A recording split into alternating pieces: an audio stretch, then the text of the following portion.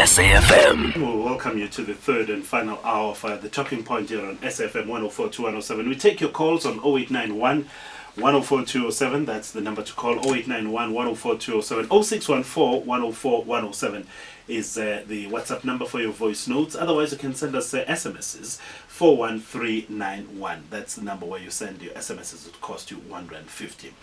Now we look at cybercrime and how it's impacting governance, administration, and economies. Cybercrime is any criminal activity carried out using computers or the internet, right? So that's just the basic description of it. It uses tools like phishing, viruses, spyware, ransomware, and social engineering to break the law. Rae Kelly is a former director for cyber incident response on the National Security Council at the White House under President Donald Trump. She's here in South Africa to talk to us about this, and we welcome you. Thank you. John, thanks for coming through. And why are you in South Africa, by the way? So my company that I work for now, FTI Consulting, has really committed to cybersecurity as a resource, a service that it can provide to the many companies that it works with. Here in South Africa, FTI has 3 offices, so I'm here working with my colleagues to advance the cause of cybersecurity, to increase awareness, and to ensure that we have the right conversations happening about cybersecurity so that we can drive behaviors in a more positive direction away from cybercrime. Okay, well, welcome you. Thank you. Are you liking it here? I like it very Is much. it your first time? No, not my first time in South Africa. I actually have a good friend in Cape Town, so I've had the occasion to come before. Okay. So what is the state of cyber crime globally? How do you assess it? Where do you put it? Well, I think that really 2 things are happening, and that will tell you what the state of cyber security is around the globe. What's happening is the risk surface is increasing, the attack surface. And why is that? And that's because everyone has a mobile device. Many people have multiple devices that are connected to the internet. Almost every technological device you can buy now, you have the ability to connect it to the internet. So your ovens, your refrigerators. And what that means is that the whole surface that's available for attack is only getting larger. And so that's happening, and then the cyber criminals are getting more sophisticated. So they're really honing and sharpening their tools and their tradecraft to really take advantage of that broadening risk surface. So you might be able to purchase a webcam, for example, out of the box and plug it in and easily connect to the internet because it's set up in such a way that you just have to log in with a basic password such as password. And those are the types of devices that cyber criminals are targeting in on to as an entry point into your home network, into your business network. And from there, they can spread out across your network, take control of all of your devices, overtake your digital identity, and both steal your valuable data as well as actual dollars. So is it easy though for cybercrime to happen? Because I mean these devices will often ask you to, update software and so on and so on. Every night this phone switches off and says I'm updating and so on and so on. I think I'm safe, but how safe am I in then being attacked online? So it's very easy for cyber criminals to take advantage of when we feel secure. So you're saying exactly the right thing. You're updating when your device says I need to update. You're doing things, maybe you're not reusing passwords. So you get a false sense of security, and cyber criminals know that. They know that all it takes is one place for you to type in into the wrong web page. So for example, you mentioned phishing. So maybe you get an email from your boss here, it looks legitimate, and it says, hey, I need you to take this action. And so you click on a link, you go, and it's all of a sudden your device needs you to enter your admin credentials, so your username and password. You do that, and you've provided you can, in a phishing attack, have provided your credentials to a bad actor, a bad guy. And so while your device is still being updated, they now have your password. So they can get into your email or they can get into your work account. And so it's very easy for them to take over in such a way that you might not even know, because you're lulled into a sense of false security because it seems that you're doing the right things. How vulnerable are individuals and companies to cybercrime? I mean, just one act of mine, maybe responding to a phishing email, how can that put the SABC in danger of being exposed to cybercrime. It could actually overtake the whole network. So every employee here at SABC, if they have an account that they log into, they could be the weakest link, if you will. So that's because the way that these bad cyber actors work is once they're onto one device, they can spread laterally across the network. Especially you would be someone who would be targeted because you would be a name that would be known. So honestly, it's usually officials from your organization that are your CEO or your president or other people that have a high profile or public profile. They're often the ones who are targeted. So, but also warfare is waged on social media, online. You see the spreading of fake news, for instance, discrediting of legitimate governments and so on. How is that possible? You know, we're seeing that a lot. We saw it when I was working in the FBI leading up to the 2016 election. We were really concerned about having our actual voter tabulation hacked, worried about people actually lodging fake votes, but we were not wise enough to realize that there was a lot of threat coming from exactly what you're saying, this information warfare, this fake news. And so now I think we're at a point where we realize that people are really weaponizing information. So information that might be able to be stolen from your organization can be weaponized, used against you. And then the next level of that is what we call deep fakes. Right. So these are the manipulated videos that can look like legitimate videos of world leaders or other celebrities making statements that they didn't make. So it leads you, and I think that I felt this way working for the FBI for many years, it leads you to a position where you have to question everything. You really do, and you have to ask where your news is coming from. How am I thinking this piece of information is correct? It actually makes you a very suspicious person. And not you, you're not suspicious, but you are going to exercise suspicious feelings against every piece of information you see. But I think that's really important because otherwise you do have to question the root or the origin of the information that you're receiving. But also you see other governments shutting down internet and connectivity to crush dissent, for instance. How is that possible that a government of a particular country will be able to do that, to say there's no internet working right now because we decide to do that as government? Yeah, I mean, I can't necessarily speak to what are the motivations behind those decisions, but the way our network connectivity works globally, there are opportunities for governments to either advance sort of positive social causes and having internet connectivity for all, but they also have the ability to limit that connectivity. And so it's definitely something that I've spent time thinking about because I do think it's important for all citizens of the world to have access to information that's out there and to assess on their own what information is real. And if they don't even have access to the information, I think that's a really dangerous situation. Let's go back to 2016 in the US and just look at that situation. And there's a lot of narratives that are going out there that Russia was involved and so on in the manipulation of the. But there are other people who are sitting there and observing. Surely they will come from the left or the right, and they're sitting and they're saying, what is going on there? Surely they would have been able to pick up if there was something amiss about what happened there. Sure. So I think that in 2016, in October, right before the elections in the U.S., the Director of National Intelligence came out with a statement very clearly stating what Russia had done. Yeah. And I was working on that when I was at the FBI, and so I am very confident and convinced that that statement was accurate and that people on both sides of the aisle in the U.S. agreed that that is what had happened. The evidence is there, and those who are deeply involved in the issue haven't questioned it. I think one thing I'm glad to be a part of cybersecurity in the White House is that cybersecurity is an incredibly bipartisan issue. And so on both sides of the aisle, both sides of the political spectrum, people realize that we need to do better to protect all of our national interests online. And it doesn't really matter what your political leanings are because we all have the same goal when it comes to cybersecurity. I'm looking at the firewalls and numbers of them trying to defend and protect a country like the US, for instance.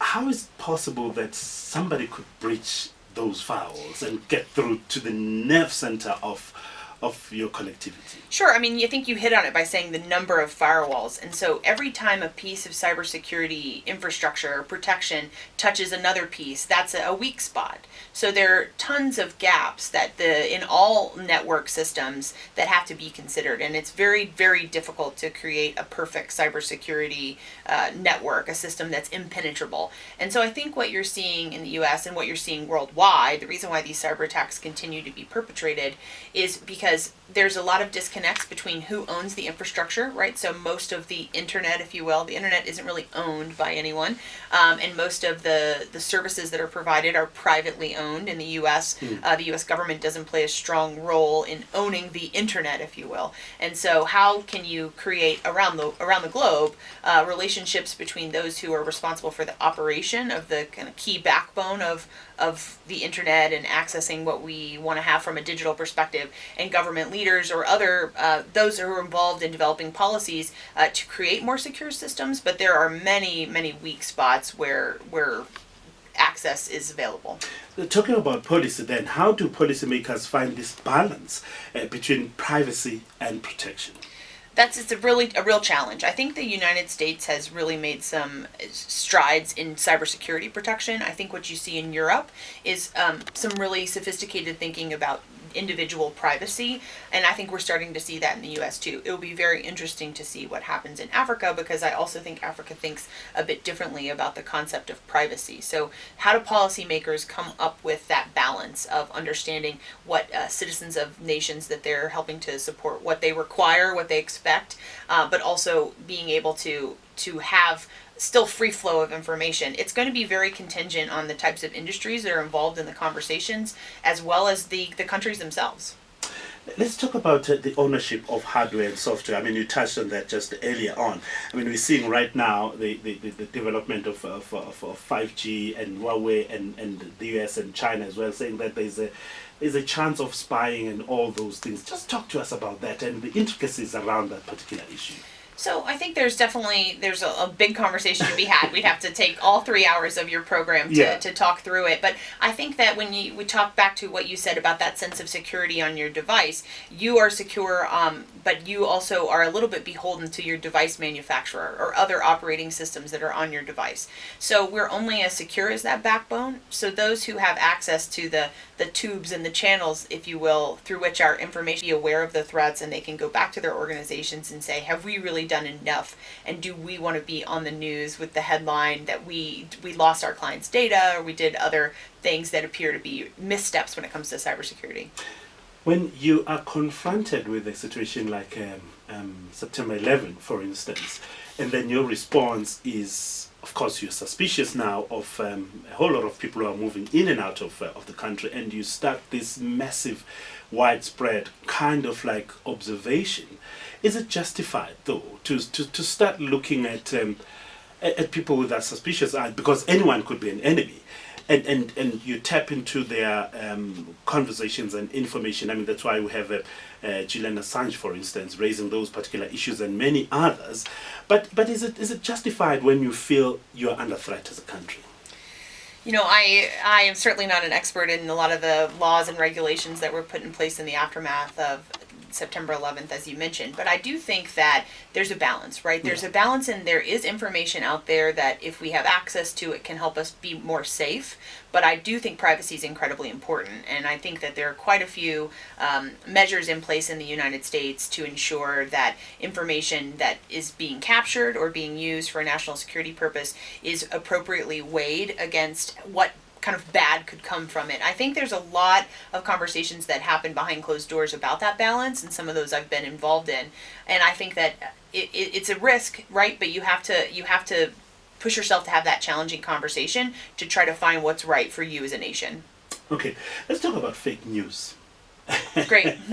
and your understanding of fake news, and how do you deal with it? Because I could be sitting here and writing about the developments here at the SABC because we are in a situation where we need money, bailouts, and so on, and start spreading news. And it will be believable because my name will be attached to it. But how do you deal with it? And how easy is it for fake news to spread?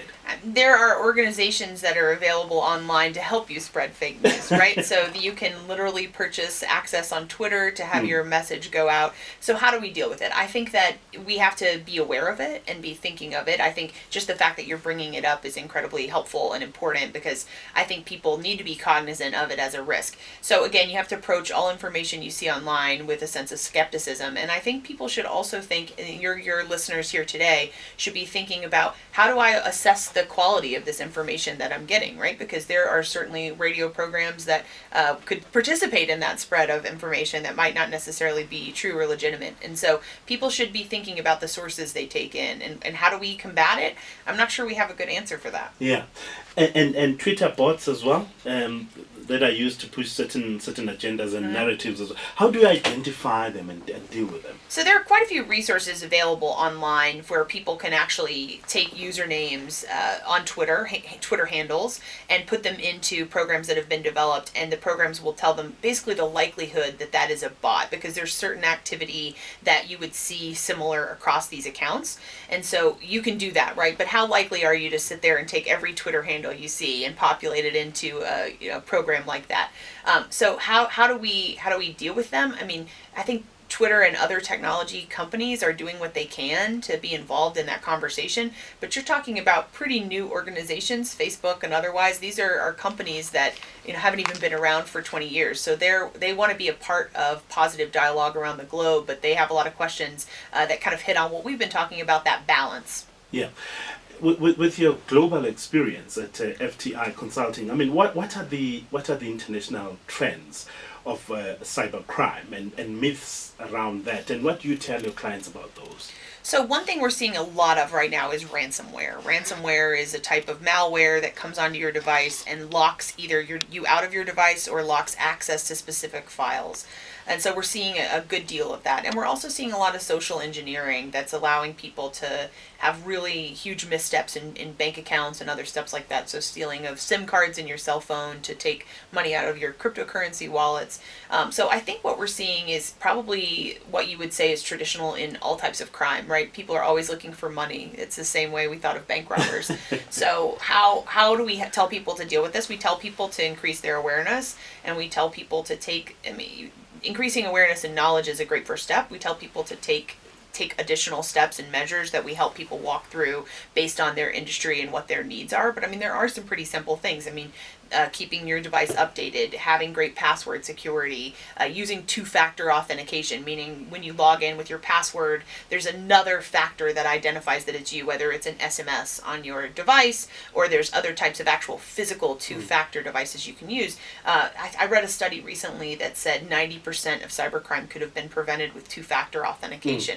So it's a pretty simple step, and so we help organizations think about how much investment they want to make in cybersecurity and how they can help buy down risk to an appropriate level for their organization. But it's time consuming, this two-factor authentication, that you have to put your finger and then put a password. There's so many passwords in our heads right now. Well, it is time consuming, but I guess I would say that when I've talked to clients who've lost hundreds of thousands and millions of dollars, and so when you think back on a loss that great and you think how easily it maybe could have been prevented, it doesn't seem like it's all that time consuming. So where are we in Africa, particularly South Africa, in understanding the cyberspace, in being able to prevent obvious mistakes that people make and companies make and expose themselves to cybercrime? So the first time I came to the continent was in 2009, and I was actually here working on cyber issues at that time. So 10 years ago, everyone was just focused on fraud, right? It was only about frauds and other scams, and there was really no broader awareness of how Africans were actually being affected by cybersecurity. So I think the continent still has a ways to go. I think there needs to be a broader focus on strategy rather than regulation. So I think most of the countries within the continent have some type of regulation related to cybersecurity or privacy. Enforcement is a little bit difficult, but very few of the countries actually have a cybersecurity strategy. So I think individuals and governments across the continent need to be thinking about how do they want to set the stage for the success of their individuals and their businesses. Here in South Africa, there's a global cybersecurity index that quantifies cybersecurity sort of readiness, and South Africa actually ranks 4th on the continent. So pretty advanced. It shows there's an interest and a willingness to take on these challenging issues. But I think there's more to be done. There's more to be done everywhere, but it's certainly true here too. Are there opportunities for wealth for businesses in the cyberspace for upcoming businesses, tech companies to play in this space? Absolutely. I think one thing that I've seen in these last 10 years has been an incredible entrepreneurial spirit, particularly around technological development. So, as more people become aware of these threats and are looking for resources to help secure them, that's a great opportunity for technology companies to develop solutions that are specific to the African market. With the advent of the fourth industrial revolution, we are a little bit behind the curve, of course, on the African continent because of resources and everything. But where do you see Africa going insofar as that is concerned, and creating opportunities, but also making sure that we deal with challenges and risks that come with that? So I think there, as you said, there's a ways to go, but there's a ways to go everywhere, right? There's no country I could point you to and say they've got it all figured out. So I think Africa is going to have to figure out how it looks at the issues of cybersecurity and privacy. Not to repeat myself, but I do think that Africa as a continent thinks about privacy differently, right? And I think there is a bit of a national aspect to how you want to approach these issues. So I think coupling that entrepreneurial technological growth spirit that I've seen over the last 10 years, and you've probably seen for longer than that, with an awareness of these cybersecurity issues is going to be key to long-term success. Okay, so let's wrap up then with the White House. I mean, working there, what kind of an environment is that? Is it as exciting as we see in the movies? Yeah. That you get a sense that there's a big brother who's watching you, and you are watching somebody else, and that person is watching somebody else. So there's a chain of just making sure that you don't do wrong, and so on. How is it like? And there's an incredible sense of duty and patriotism, and it's a wonderful experience working there. I think one quick story that tells you a little bit about how I feel about the experience. When I moved to Washington, D.C., the way that you get a tour of the White House is through your congressperson. So I would ask every week or so, I would send in a request to get a tour at the White House, and I was never able to secure one. And then 10 years later, to be in a position where I was working at the White House, to be able to be one of the people giving the tours, walking people around those hallowed halls is incredibly interesting, and everyone who's there really feels a sense of it's history in the making. So having the opportunity to take tour groups through the vice president's office, to have those experiences of running into very high level people across government, and everyone's so gracious and so happy to be there, be part of that experience. I think it's just as good as in the movies. 2020 is here. It's going to be a close call from where we sit at. What do you think? I'm not sure. I think there's a ways to go. A lot can happen between now and 2020. I think that if you'd asked me the same question in 2015, I wouldn't have been able to predict the outcome. So we'll see what happens. We'll be watching closely in Washington. Jordan Rae Kelly, thank you very much for coming. Thank you. Good luck in South Africa and with your clients as well. Thank you so much. We appreciate it. She's a Senior Managing Director in the Cybersecurity Practice for FTI Consulting. This is the Talking Point here on SAFM.